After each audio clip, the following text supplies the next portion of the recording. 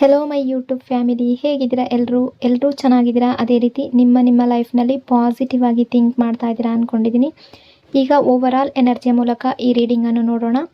ಇದು collective timeless general reading ಆಗಿರುತ್ತೆ. General reading ಆಗಿರೋದ್ರಿಂದ ಜನರಲ್ ರೀತಿಯಲ್ಲಿ ನೀವು ಇದನ್ನು ಜಡ್ಜ್ ಮಾಡಬೇಕಾಗುತ್ತೆ.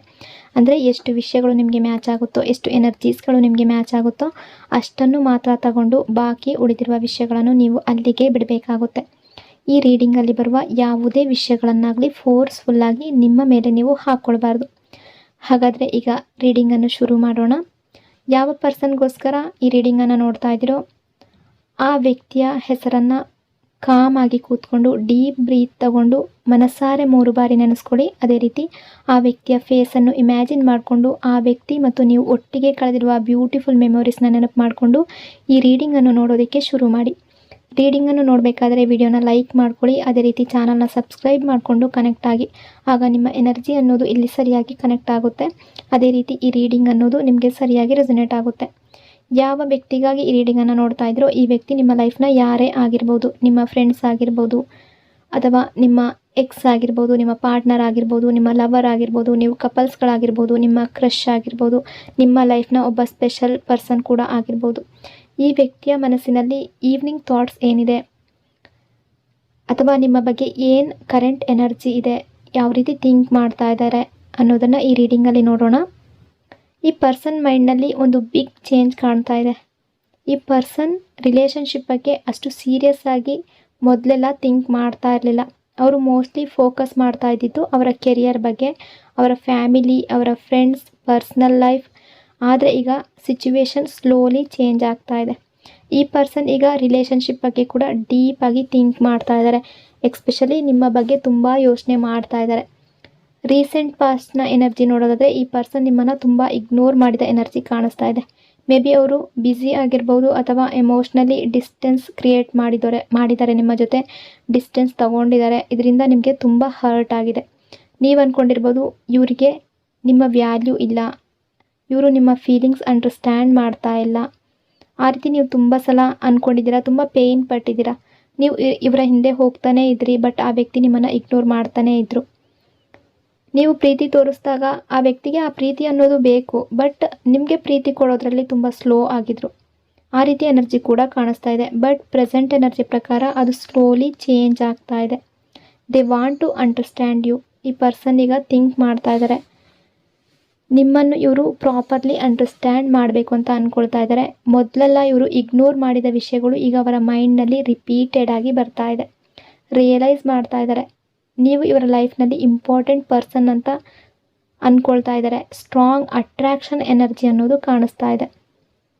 ಅಂದರೆ ಈ ಪರ್ಸನ್ ನಿಮ್ಮ ಕಡೆಗೆ ಎಮೋಷ್ನಲಿ ಡ್ರಾ ಆಗ್ತಾ ಇದ್ದಾರೆ. ಎಕ್ಸ್ಪೆಷಲಿ ನೈಟ್ ಟೈಮ್ನಲ್ಲಿ ಸುತ್ತಮುತ್ತ ಸೈಲೆನ್ಸ್ನಲ್ಲಿ ಇದ್ದಾಗ ಇವರು ನಿಮ್ಮ ಬಗ್ಗೆ ತುಂಬ ಥಿಂಕ್ ಮಾಡ್ತಾ ಇದ್ದಾರೆ.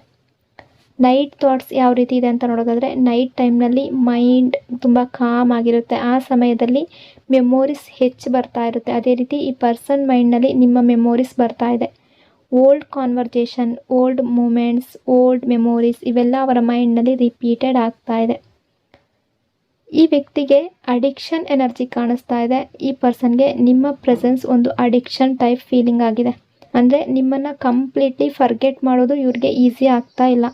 ಅವರು ಟ್ರೈ ಮಾಡಿರಬಹುದು, ಟ್ರೈ ಮಾಡ್ತಾ ಇರ್ಬೋದು. ಈಗ ಕೂಡ ನಿಮಗೆ ಕಾಲ್ ಅಥವಾ ಮೆಸೇಜ್ ಮಾಡೋದಕ್ಕೆ ಅವರು ಇಂಟ್ರೆಸ್ಟ್ ತೋರಿಸ್ದೇ ಇರಬಹುದು ಕೆಲವರಿಗೆ. ಬಟ್ ಈ ವ್ಯಕ್ತಿ ನಿಮ್ಮ ಬಗ್ಗೆ ಥಿಂಕ್ ಅಂತೂ ಮಾಡ್ತಾ ಇದ್ದಾರೆ. ನೈಟ್ ಟೈಮ್ನಲ್ಲಿ ಆ ಎನರ್ಜಿ ಕಾಣಿಸ್ತಾ ಇದೆ. ಇನ್ನೂ ಕೆಲವರ ಎನರ್ಜಿ ಪ್ರಕಾರ ಈ ವ್ಯಕ್ತಿಗೆ ಏನೇ ಆದರೂ ನಿಮ್ಮನ್ನು ಮರೆಯೋದಕ್ಕೆ ಸಾಧ್ಯ ಆಗ್ತಾ ಇಲ್ಲ. ಒಂದು ಅಡಿಕ್ಷನ್ ಟೈಪ್ ಫೀಲ್ ಆಗ್ತಾ ಇದೆ ಇವರಿಗೆ. ನಿಮ್ಮ ಥಾಟ್ಸ್ ಮತ್ತೆ ಮೈಂಡ್ಗೆ ಬರ್ತಾ ಇದೆ. ಕಮಿಟ್ಮೆಂಟ್ ಥಾಟ್ಸ್ ಬರ್ತಾ ಇದೆ ಇವರ ಮನಸ್ಸಿಗೆ. ಈ ಪರ್ಸನ್ ಮೈಂಡ್ನಲ್ಲಿ ಕಮಿಟ್ಮೆಂಟ್ ನಿಮಗೆ ಕೊಡಬೇಕು ಅನ್ನೋ ರೀತಿ ಥಿಂಕ್ ಮಾಡ್ತಾ ಇದ್ದಾರೆ. ಮೇ ಬಿ ನೀವು ಇವ್ರ ಜೊತೆ ಕಮಿಟೆಡ್ ರಿಲೇಷನ್ಶಿಪ್ಪಲ್ಲಿ ಇರಬೇಕು. ಅವರು ಸ್ಲೋಲಿ ರಿಯಲೈಸ್ ಮಾಡ್ತಾ ಇದ್ದಾರೆ ನಿಮ್ಮ ಮೇಲೆ ಇರುವ ಫೀಲಿಂಗ್ಸ್ ಜೆನ್ಯೂನ್ ಅಂತ ಅವ್ರಿಗೆ ಮನಸ್ಸಿಗೆ ಅನ್ನಿಸ್ತಾ ಇದೆ.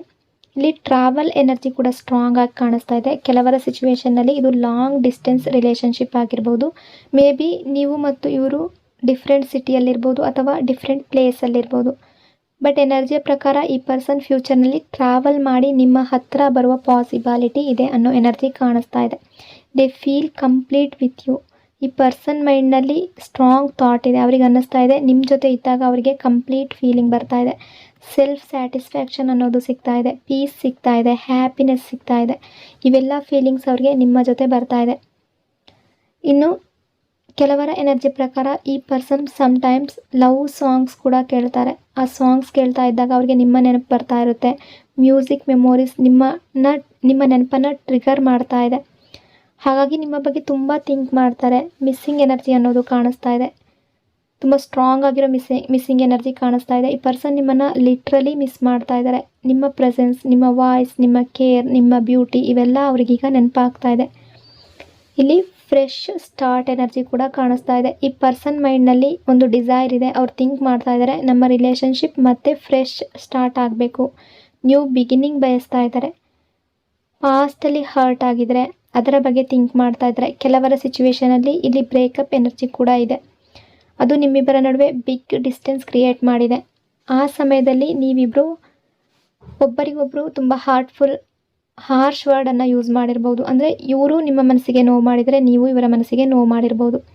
ಆ್ಯಂಗರ್, ಆ್ಯಟಿಟ್ಯೂಡ್, ಈಗೋ ಇಬ್ಬರೂ ತೋರಿಸಿರ್ಬೋದು. ಇದೆಲ್ಲ ಕಾರಣಕ್ಕೆ ಮಿಸ್ಅಂಡರ್ಸ್ಟ್ಯಾಂಡಿಂಗ್ ಅನ್ನೋದು ಬಂದಿದೆ. ಬಟ್ ಅದರ ಬಗ್ಗೆ ಇವರು ಥಿಂಕ್ ಮಾಡ್ತಾ ಇದ್ದಾರೆ. ನಿಮ್ಮಿಬ್ಬರ ನಡುವೆ ಯಾಕೆ ಈ ರೀತಿ ಡಿಸ್ಟೆನ್ಸ್ ಬಂತು ಅನ್ನೋ ಥಿಂಕ್ ಮಾಡ್ತಾ ಇದ್ದಾರೆ. ಇನ್ನು ನಿಮ್ಮ ಎನರ್ಜಿಯನ್ನು ನೋಡೋದಾದರೆ ಯುವರ್ ಥಾಟ್, ಯುವರ್ ಎನರ್ಜಿ ನೋಡಿದಾಗ ನೀವು ಕೂಡ ಥಿಂಕ್ ಮಾಡ್ತಾ ಇದ್ದೀರಾ, ಈ ಪರ್ಸನ್ ಎಕ್ಸ್ಪ್ರೆಸಿವ್ ಅಲ್ಲ ಅಂತ ಅಂದ್ಕೊಳ್ತಾ ಇದ್ದೀರಾ. ಇವರು ಫೀಲಿಂಗ್ಸನ್ನು ಶೇರ್ ಮಾಡೋದಿಲ್ಲ ಅಂತ ನೀವು ಅಂದ್ಕೊಳ್ತೀರಾ. ಮೇ ಬಿ ಇವರು ನಿಮ್ಮನ್ನು ಲವ್ ಮಾಡ್ತಾ ಇದ್ದಾರೋ ಇಲ್ವೋ, ಪ್ರೀತಿ ಇದೆಯೋ ಇಲ್ವೋ ಅನ್ನೋ ರೀತಿ ಥಿಂಕ್ ಮಾಡ್ತಾ ಇದ್ದೀರಾ. ಬಟ್ ಎನರ್ಜಿ ಪ್ರಕಾರ ದೇ ರಿಯಲ್ ಫೀಲಿಂಗ್ಸ್, ಈ ಪರ್ಸನ್ ಆ್ಯಕ್ಚುಲಿ ನಿಮ್ಮನ್ನು ತುಂಬ ಇಷ್ಟಪಡ್ತಾರೆ. They really like you, they really love you. But problem ಏನು ಅಂದರೆ ಅವರು ಎಕ್ಸ್ಪ್ರೆಸಿವ್ ಟೈಪ್ ಪರ್ಸನ್ ಅಲ್ಲ ಅನ್ನೋ ರೀತಿ ಕೆಲವರ ಎನರ್ಜಿ ಕಾಣಿಸ್ತಾ ಇದೆ. ಅವರ ನೇಚರ್ ಆ ರೀತಿ ಆಗಿರ್ಬೋದು. ಈ ಪರ್ಸನಿಗ ಎಮೋಷ್ನಲ್ ಆಗ್ತಾ ಇದ್ದಾರೆ. ಕೆಲವೊಂದು ಟೈಮ್ ಅವರು ಪಾಸ್ಟ್ ಬಿಹೇವಿಯರನ್ನು ನೆನಪಿಸ್ಕೊಳ್ತಾ ಇದ್ದಾರೆ, ರಿಯಲೈಸ್ ಮಾಡ್ಕೊಳ್ತಾ ಇದ್ದಾರೆ. ಇವರು ನಿಮ್ಮನ್ನು ತುಂಬ ಹರ್ಟ್ ಮಾಡಿರೋದು ಅವರಿಗೆ ನೆನಪಾಗ್ತಾ ಇದೆ. ನೀವು ತುಂಬ ಪೇಯ್ನ್ ಪಟ್ಟಿದ್ದೀರಾ, ಅದು ಕೂಡ ಅವ್ರಿಗೆ ನೆನಪಾಗ್ತಾ ಇದೆ. They want to comfort you.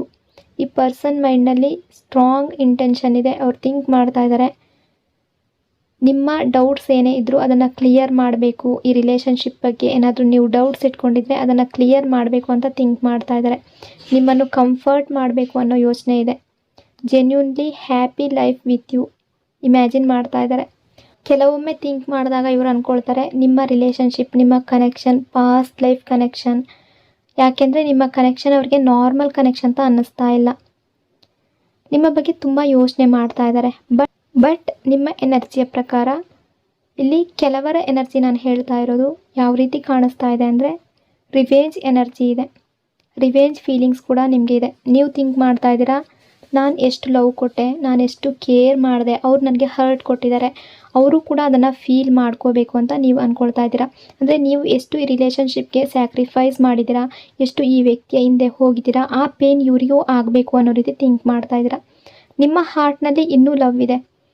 But ನೀವು ಥಿಂಕ್ ಮಾಡ್ತಾ ಇದ್ದೀರಾ, ಈ ವ್ಯಕ್ತಿ ಅವರು ಕೂಡ ನಿಮ್ಮ ಪೇಯ್ನ್ ಅವರು ಕೂಡ ಅನುಭವಿಸ್ಬೇಕು, ಆ ರೀತಿ ಯೋಚನೆ ಮಾಡ್ತಾ ಇದ್ದೀರಾ. ನಿಮ್ಮ ಹಾರ್ಟ್ಗೆ ಅನ್ನಿಸ್ತಾ ಇದೆ ರಿವೆಂಜ್ ಬೇಕು. ಅಂದರೆ ನೀವು ಯಾವ ರೀತಿ ಈ ವ್ಯಕ್ತಿಯನ್ನು ಪ್ರೀತಿಸ್ತಾ ಇದ್ರೋ ನಿಮಗೆ ಆ ಕಡೆಯಿಂದ ಬೇಕಾದ ಪ್ರೀತಿ ಅನ್ನೋದು ಕರೆಕ್ಟಾಗಿ ಸಿಕ್ಕಿಲ್ಲ. ನಿಮಗೆ ಟೈಮ್ ಅನ್ನೋದು ನೀವು ತುಂಬ ಕೊಟ್ಟಿದ್ದೀರಾ, ಬಟ್ ಆ ವ್ಯಕ್ತಿ ನಿಮಗೆ ಬೇಕಾದ ಟೈಮ್ ಕೊಟ್ಟಿಲ್ಲ. ನೀವು ಥಿಂಕ್ ಮಾಡ್ತಾ ಇದ್ದೀರಾ ಈಗ ಈ ಪರ್ಸನ್ ಕೂಡ ನೀವು ಯಾವ ರೀತಿ ಸ್ಟ್ರಗಲ್ ಮಾಡ್ತಾ ಇದ್ರು ಈ ರಿಲೇಷನ್ಶಿಪ್ಪಲ್ಲಿ ಅದೇ ರೀತಿ ಇವರು ಕೂಡ ಅನುಭವಿಸ್ಬೇಕು, ಆ ಪೇನ್ ಅವ್ರಿಗೂ ಕೂಡ ಆಗಬೇಕು ಅನ್ನೋ ರೀತಿ ಥಿಂಕ್ ಮಾಡ್ತಾ ಇದ್ದೀರಾ.